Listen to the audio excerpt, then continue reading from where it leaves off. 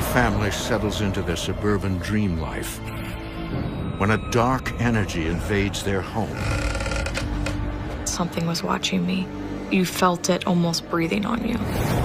Evil lurks behind every corner. Scary man, he's in the walls. I could feel that something was around me. And no one rests in peace.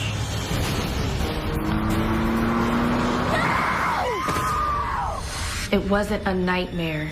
It's a threat. In America, there is real evil.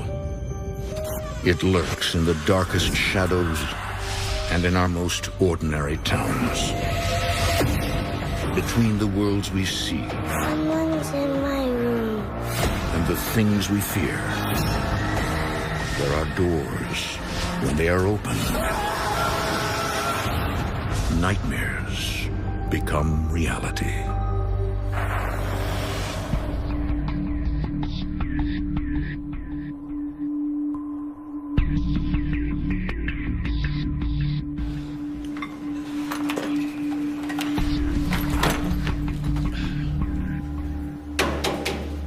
All right, guys, let's wrap it up for the night. No argument from me. Me neither. In 2013, Bill Toller, a brick mason, takes on a job at the state penitentiary. I was starting my own contracting business and doing bricks and remodeling. We had one really big job, which was the jail. The tools had to be away from the inmates, so where we kept our tools at was death row. Hey, has anybody ever told you guys that we're standing in the execution chamber? Well, the former execution chamber. For nearly 20 years, prisoners were put to death right where we're standing. He says the gurney that you're using is actually where people have died on that gurney from lethal injection. It was kind of creepy. Interesting. Ow. Dang it. You okay? Yeah. Yeah, I'm okay. Let's get out of here.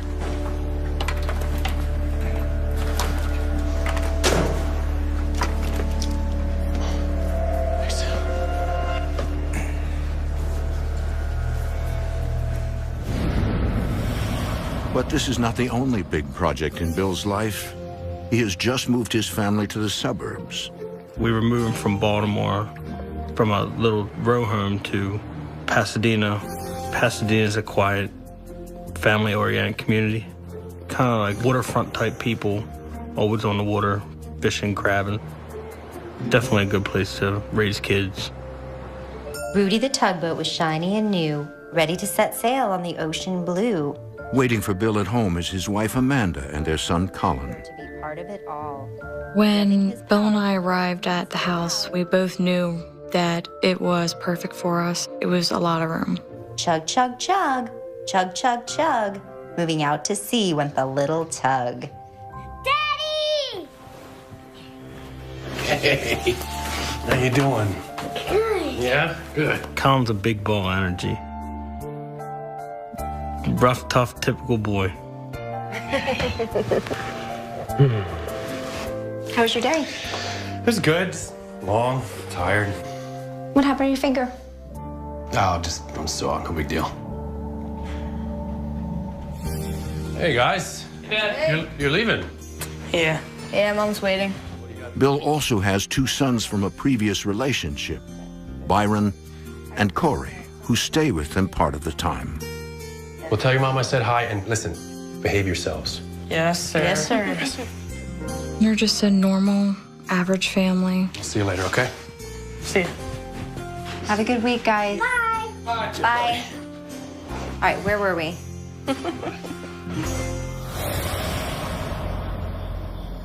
Bill's new business is booming, but it's a mixed blessing. My work was pretty crazy. We were working like 18-hour days. We had a couple different jobs going each day. I would get up around 6:30-ish, be out the door by 7:30. It wasn't unusual to see me come home at 2:30 in the morning. You make the sacrifices for your family so you can have things in life that you normally wouldn't have. It's life sometimes.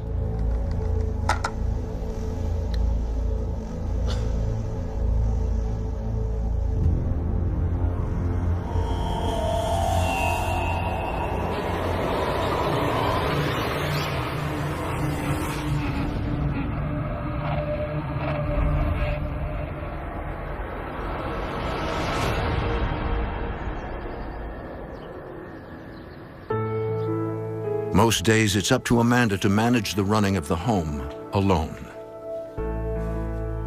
Not long after we moved in, maybe one of the first few weeks that we were there, Bill was working as usual. I was in the living room.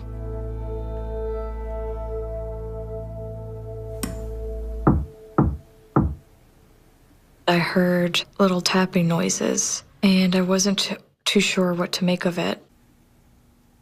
Weird.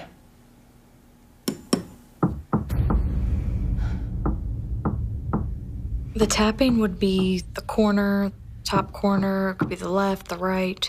It was so random, it wasn't one area.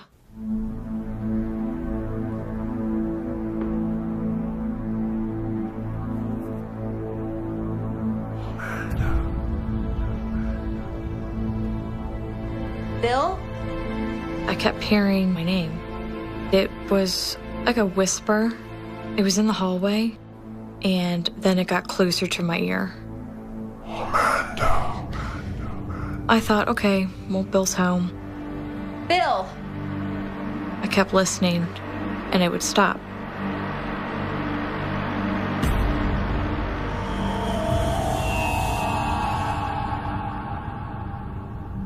I knew what I heard. I was like 100% sure that someone was there. I just knew I wasn't alone.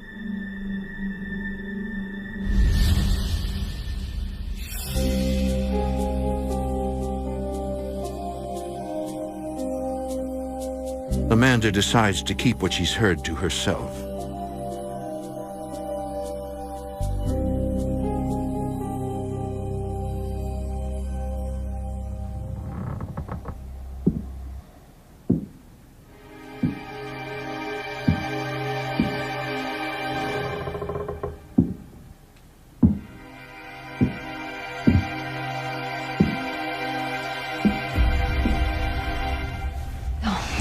Bill, do you hear that? Hang on. Bill and I were in bed late at night. We both heard footsteps upstairs. We knew that there was nobody up there because Colin was asleep and the boys were with their mom. And we sat there and listened. We could hear it walking from one room to the next and down the hallway. Someone's in the house. Let's go check it out.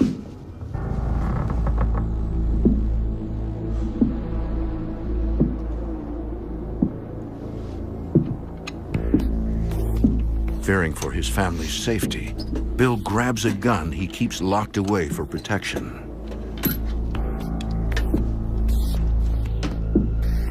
Honey, be careful. I will. So I went upstairs and checked everything out, all the doors and windows.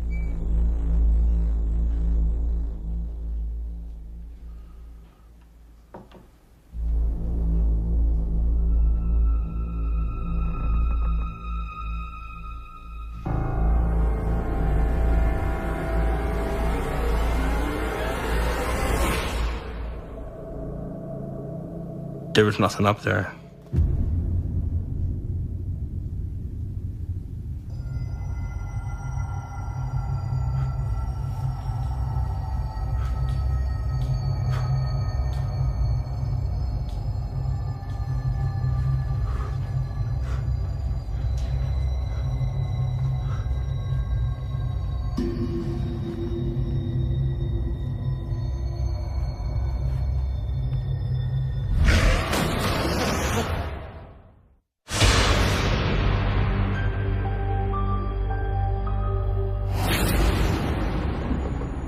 A few days after moving into a new home, Amanda Toller begins hearing strange noises and sends her husband to search for the intruder. I'd grab my gun and went downstairs and checked everything out.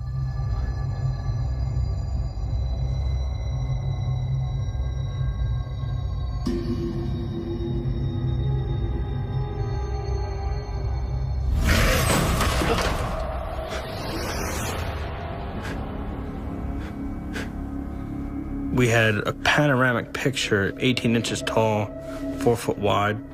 That picture comes off the wall, hits the desk, flips to the left, and lands about 6 feet away. And I had hung it really good. I smacked the wall and everything to make sure that picture wasn't going to fall because it's canvas. It should have stopped right when it fell and hit the desk. There was nothing to give it a different motion. What's that noise? The picture fell. What was going on upstairs? Nothing. Colin was sound asleep and all the doors and windows were locked. Are you sure? I heard it. We heard it. I don't know what it was. Sometimes houses creak and make noise.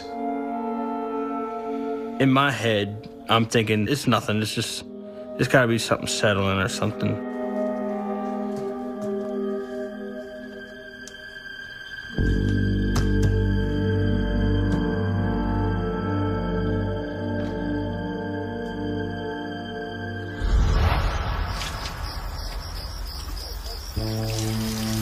But Amanda still feels the events are unexplainable. The footsteps, the whispering, the tapping happened all the time. Every day I knew that something was watching me. If I walked down the hallway, it was right on my back. If I went to the kitchen, it was next to me or right behind me. You felt it almost breathing on you. And I would always turn around, and nothing was there.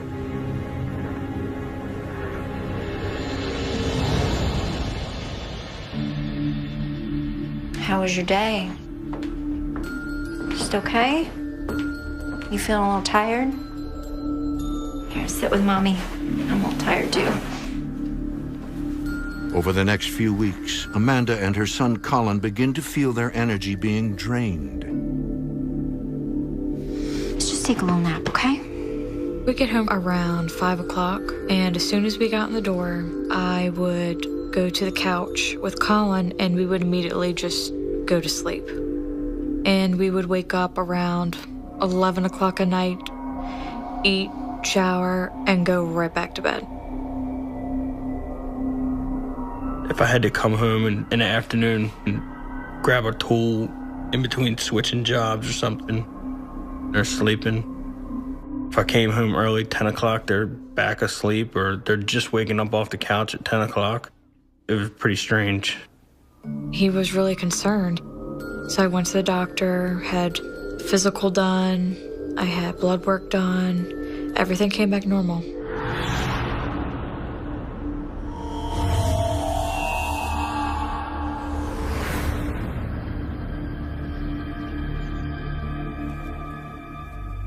The mysterious fatigue strikes at all hours. Her sleep is anything but peaceful.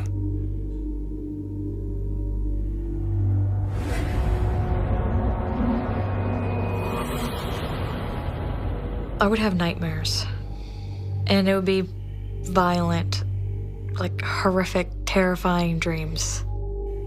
Really, really terrible dreams.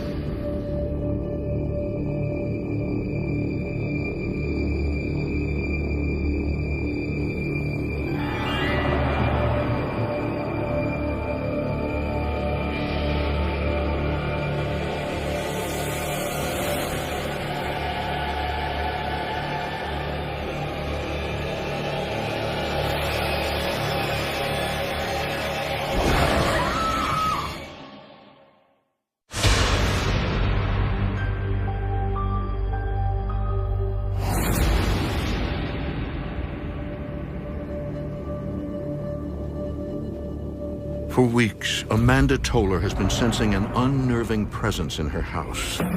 Now she comes face to face with the entity that's been tormenting her.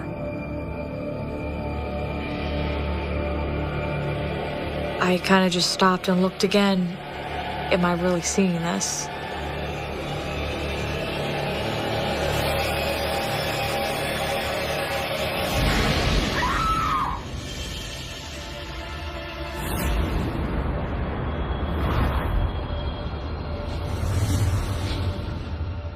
The event leaves her shaken. But Amanda isn't ready to confront her husband with her suspicions that their dream house is haunted. I didn't want to say it, because I knew that if I said it out loud to Bill, that it would actually be true, and that I couldn't block it out anymore. I didn't want to believe that this was really happening.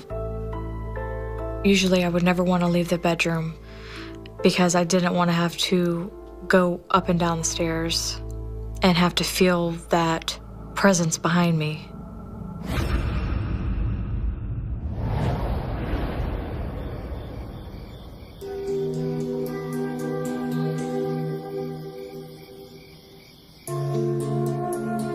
Day after day, night after night, Amanda continues to live in fear.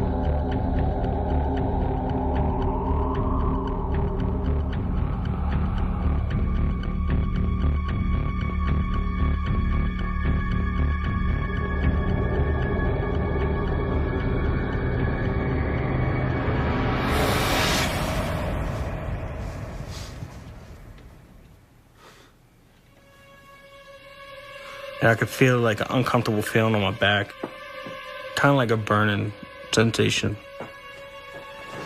Bill? You okay?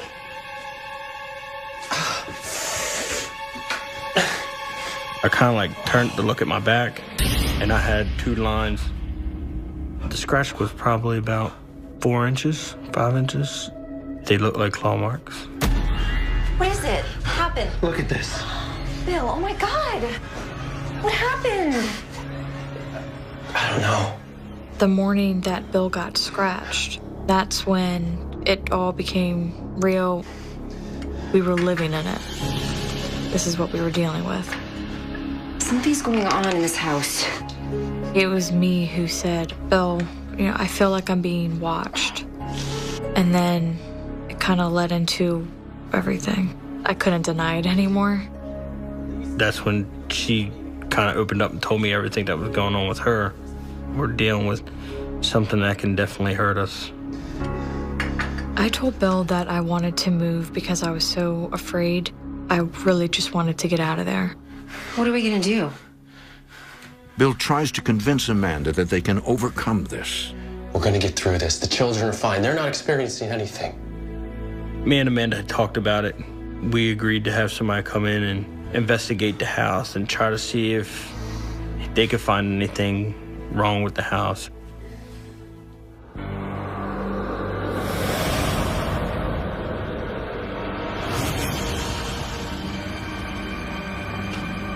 As they wait for help to arrive, Bill's 2 sons are home for the weekend.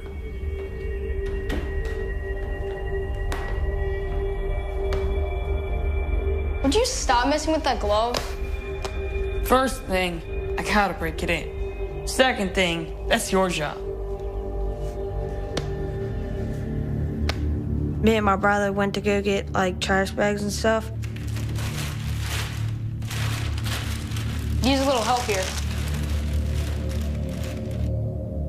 Your job.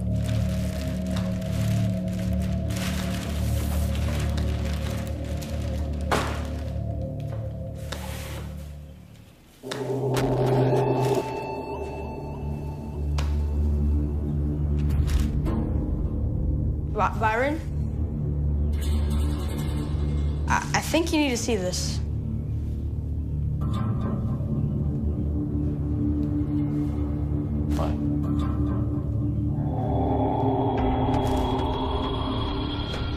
Corey was like, "Do you see that?" And I was like, "Yeah, I see it." Looked like it was just looking at us.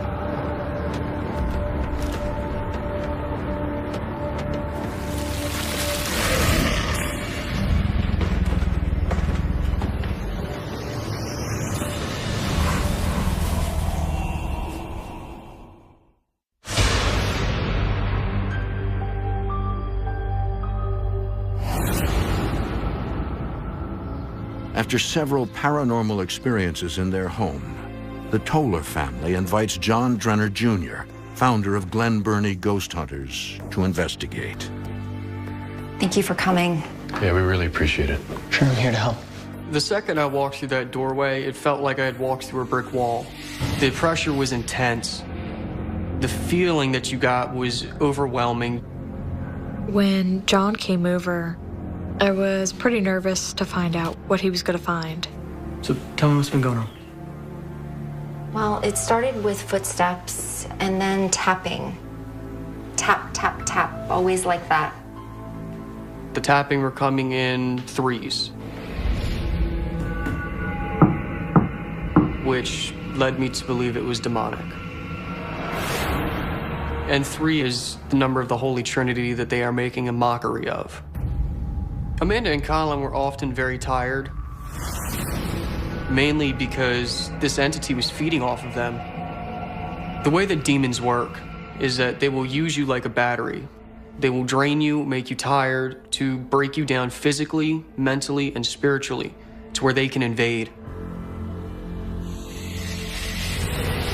Scratches are a main indication of a demonic presence because human spirits don't have that type of power. What you're experiencing is likely not a human spirit. It sounds like a demon. A demon? John said that demons work by trying to wear you down, and their ultimate goal was to possess you or take your body over. What can we do? I want to do a walkthrough of the house.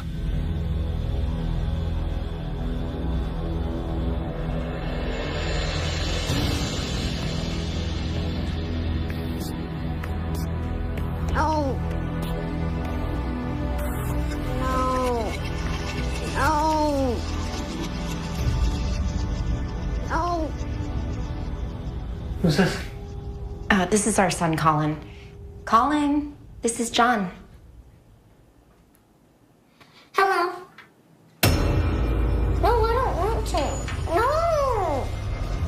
Colin was interacting with this unseen force. And I asked him, I said, who are you talking to and who are you playing with? He was afraid.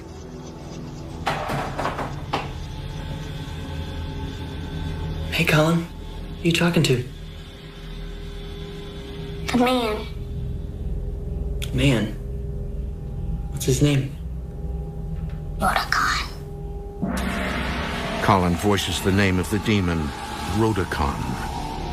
There is no way that he would have known that demon's name unless that demon had told him himself. Okay, buddy. See you later. Amanda, Colin has just said the name of a demon.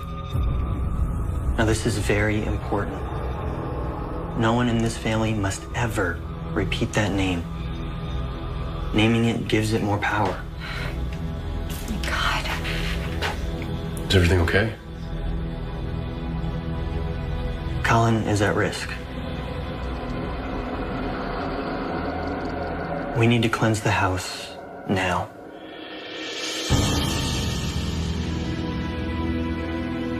To know that my son was communicating with a demon was just terrifying, just heartbreaking to know that I don't have control over this, and this demon could make him do anything. It was just really scary.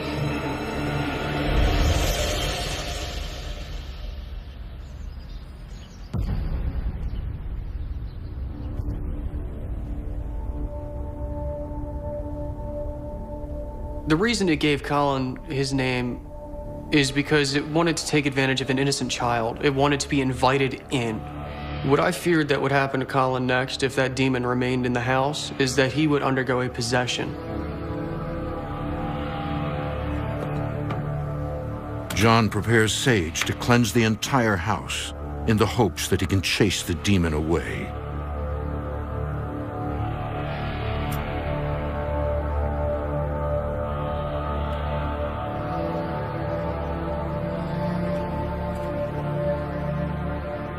By the might of God, in the name of all that is holy, come down, warrior angels, and cast out these demons. Drive them away from this home, this family, and seal off this home from all that is unholy. He started reading prayers. By the might of God, in the name of all that is holy, come down, warrior angels, and cast out these demons. It was so heavy in the house that it was hard to breathe. By the might of God, in the name of all that is holy, come down, warrior angels, and cast out these demons. Drive them away from this home, this family, and seal off this home from all that is unholy.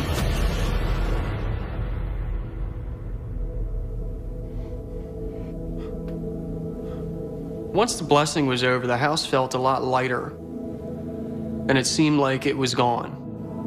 John said, "How do you feel in here?" I said, "It feels good in here. I can breathe."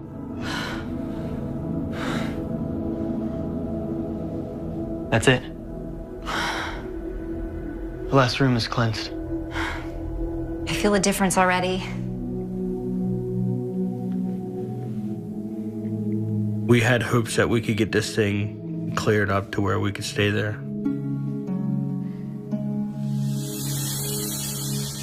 Bill and Amanda are relieved to have the cleansing behind them. But now Colin appears to be frightened once again. We were getting ready for work, and Colin was on the bed, and he would not look at Bill. You okay, Colin? Colin, look at me. No. What's the matter, buddy? Scary man. He's in the walls. Colin referred to them as monsters, and there was one that he said it's in the wall. I could feel that something was around me. Is he behind me?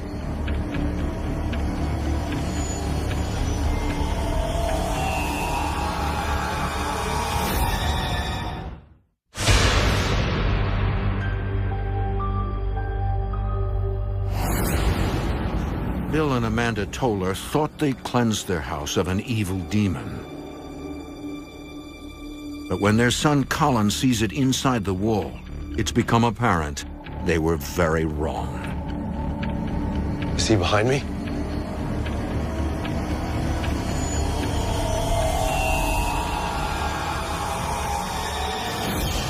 No!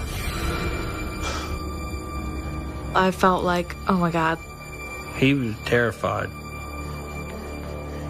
I felt more of an urgency to try to protect him, but I didn't know how because this is something that I can't see.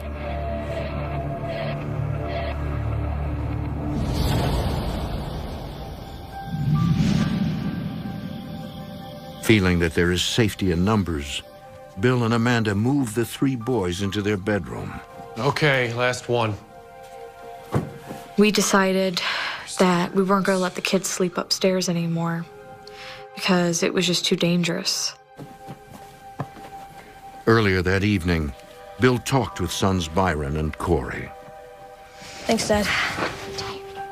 I asked them if they felt anything weird in the house or heard noises that they couldn't explain. They said, yeah, that they would hear like stuff go up and down the hallway. They said they felt like something was always outside the door.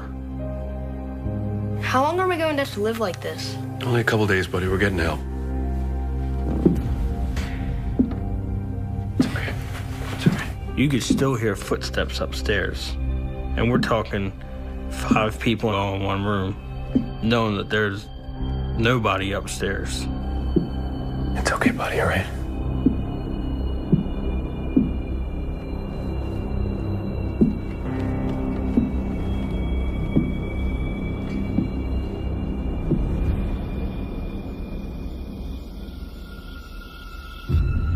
Once again, the family calls in paranormal investigator John Drenner Jr. This time he brings along additional support, an expert on demons. I called him in because I thought he would have a better grasp on what we were dealing with and how we could better attack it. Once I went inside, I had some strange feelings about the place. Something kept drawing me to the basement. Downstairs, investigators detect paranormal energy.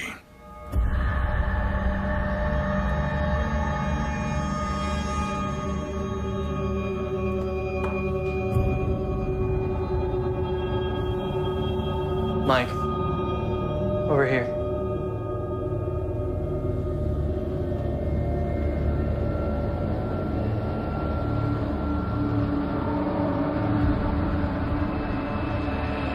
You feel it? A portal.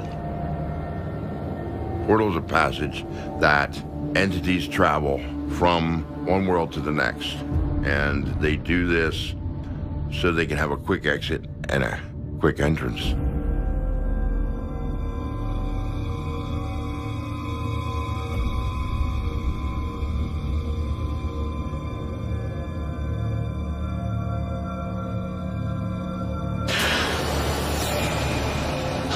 Suddenly, Mike detects a new energy.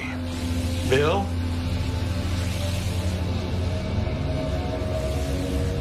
Is this yours? Yeah, I keep all my tools down here. There's a very dark energy surrounding this bag. Where have you been working with this bag? He told me that he's a contractor and he was doing some work in a prison, particularly death row. And that's where these tools have been. They've been sitting in death row for weeks on end.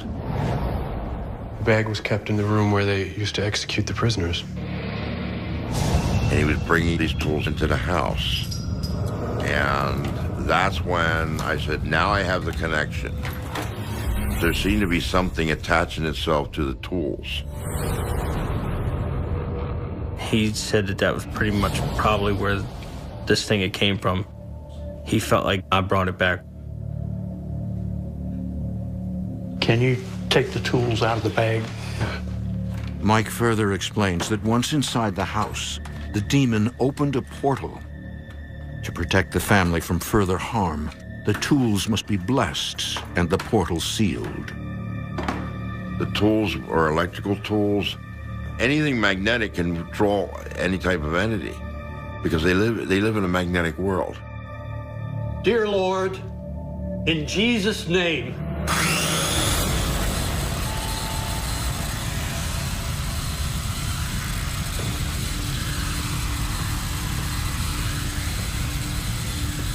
please bless these tools that they may not again be used as a conduit for entities to come between one threshold and another. Thank you, Lord. Amen.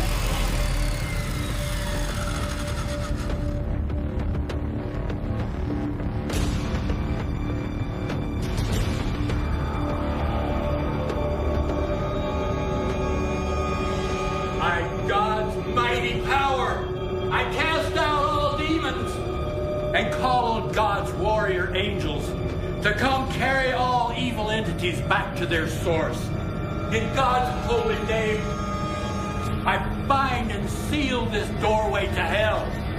In Jesus' name, amen.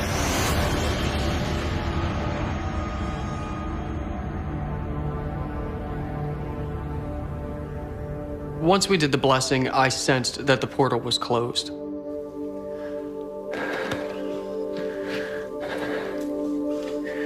We need to move on to the rest of the house.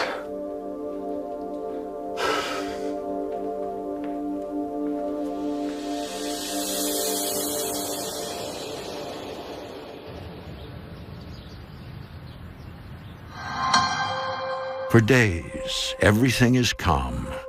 The house is quiet. The Tollers believe they finally have their house and their lives back. The last blessing that we had, I truly felt that this is going to help, that we're going to be able to live here and be able to live our lives normal. Good job. You immediately seen the difference in Colin and Amanda. Amanda wasn't sleeping as much as she was, and Colin was back to acting full of energy.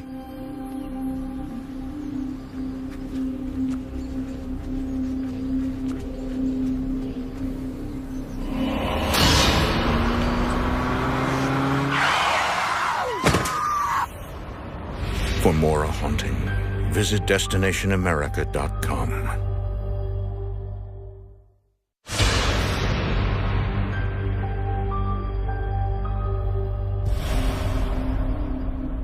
Amanda Toller is hopeful that paranormal investigators have cleansed her home of an evil entity. But just when she thinks it's safe,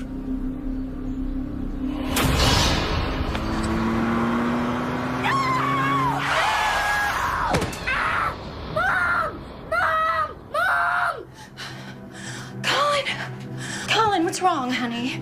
Did you have a nightmare? The scary man pushed me. What scary man? The car hit me. Colin had woke up crying, and he said that he had a really bad dream. A man had pushed him into the road, and he was hit by a car.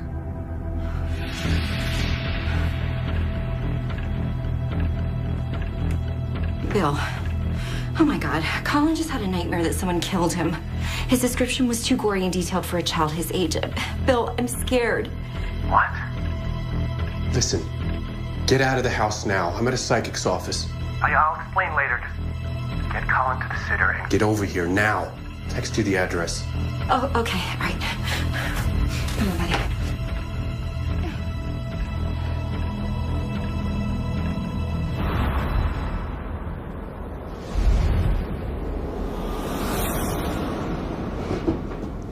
Bill, what's going on?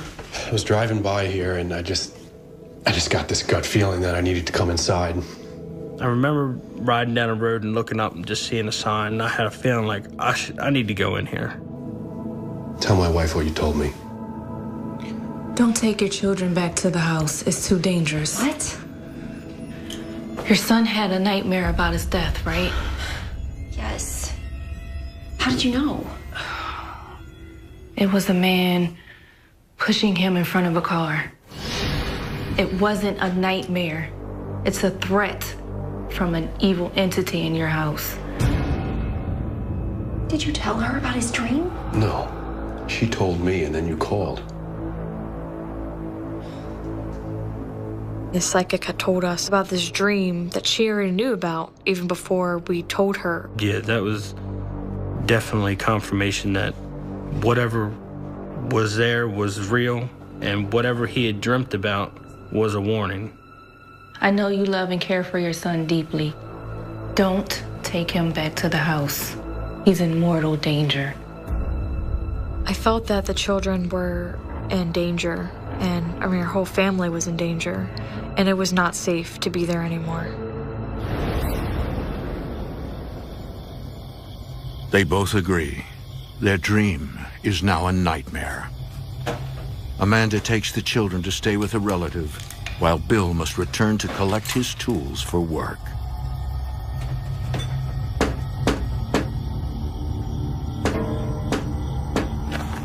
What was that? Did you hear? Let's just get this loaded and get out of here, please. We were getting the scaffold and stuff out of the backyard, and we were hearing, like, tapping on the glass.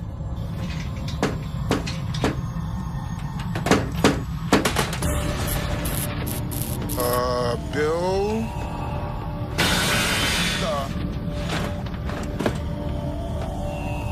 At that point, I said, let's keep going. Let's just hurry up and get this stuff and get out of here. Whatever's in there can stay in there. You gotta tell me twice.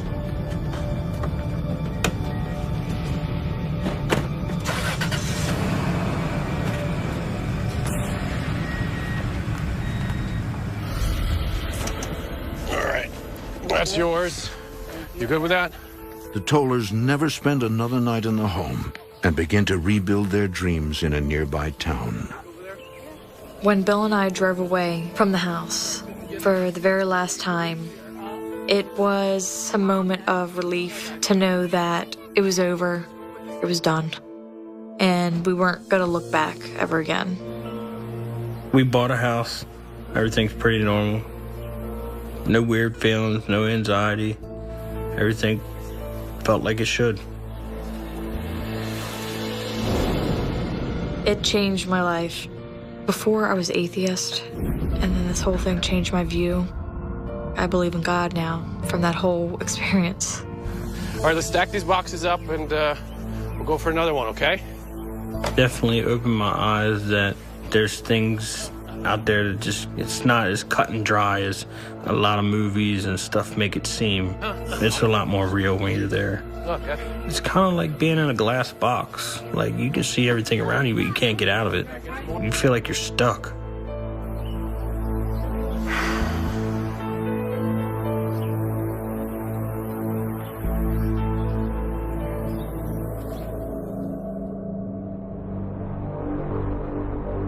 The Tollers have moved on, but demons never die.